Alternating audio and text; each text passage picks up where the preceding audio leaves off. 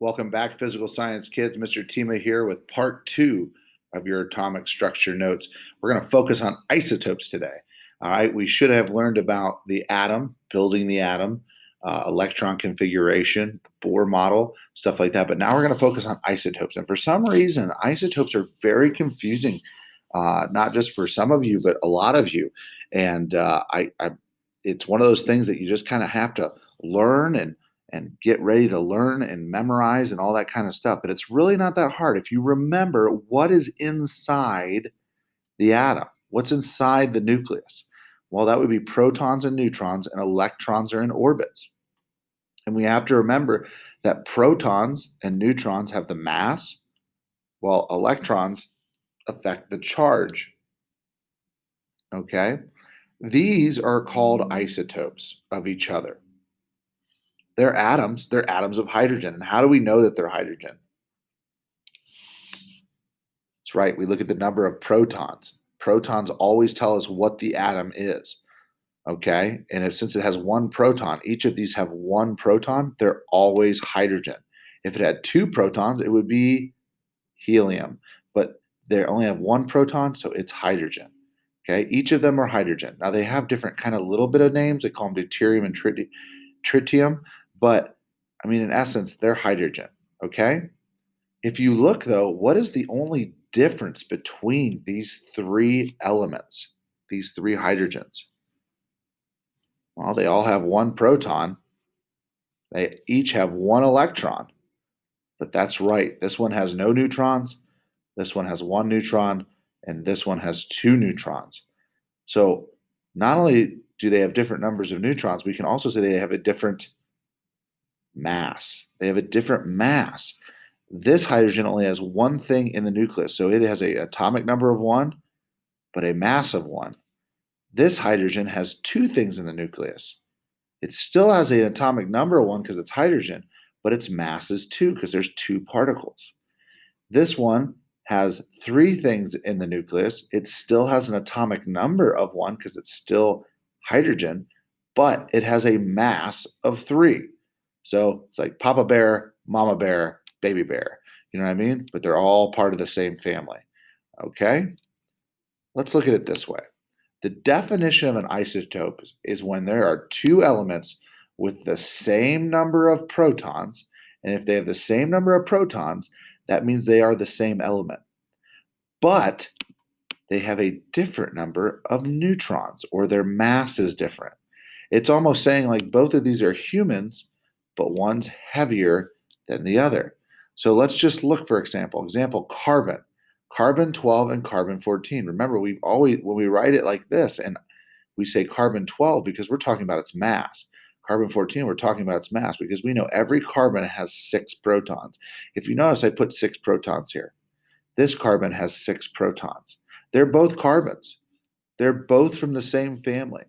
They're both humans, if you will. This carbon is carbon 12, though, which means it has 12 things inside of its nucleus. 6 of them are protons. So that means there's only 6 spaces left, and that means that 6 spaces must be neutrons.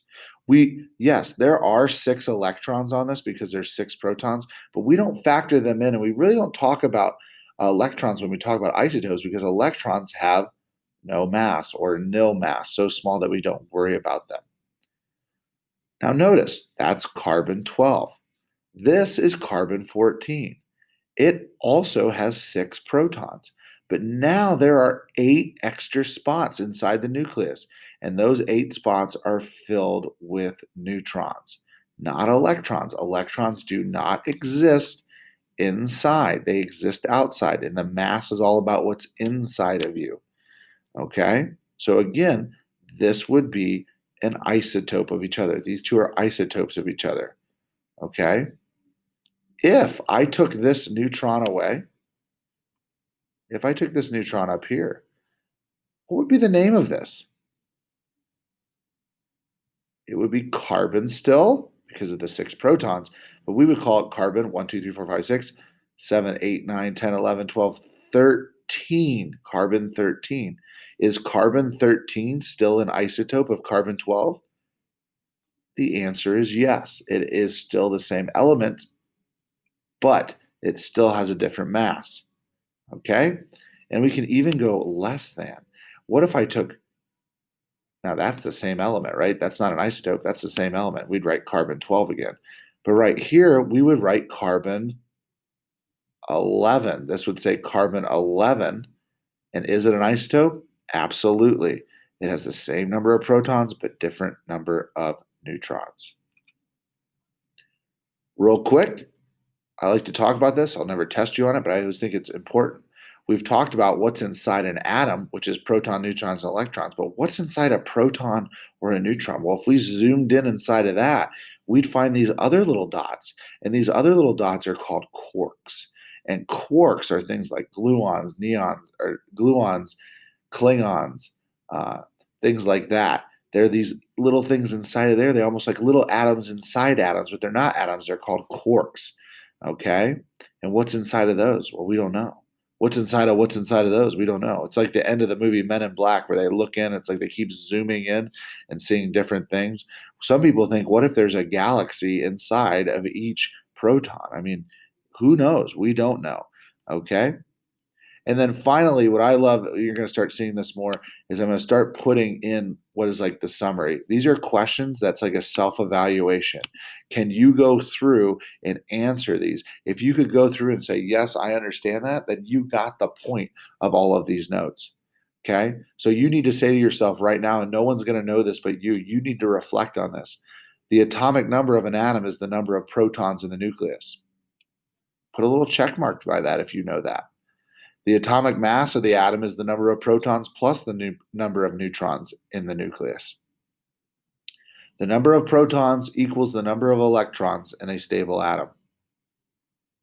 Electrons orbit in shells, and there are set number of electrons that can fit in those shells. Like in the first one, there should be how many? 2. How many in the second shell? 8. How many fit in the third shell? 8. How many fit in the fourth shell? 8. These are things we need to know.